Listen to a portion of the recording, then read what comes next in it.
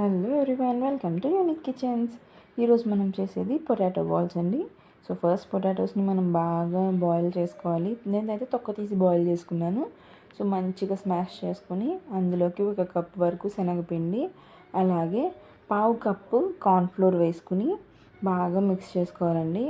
ఇప్పుడు మిక్స్ అయిన తర్వాత కొంచెం టేస్ట్కి సరిపడా ఉప్పు, కారం అండ్ నెక్స్ట్ మనకి అందులోనే కొంచెం అల్లం వెల్లుల్లి పేస్ట్ కూడా వేసుకుంటే చాలా బాగుంటుంది.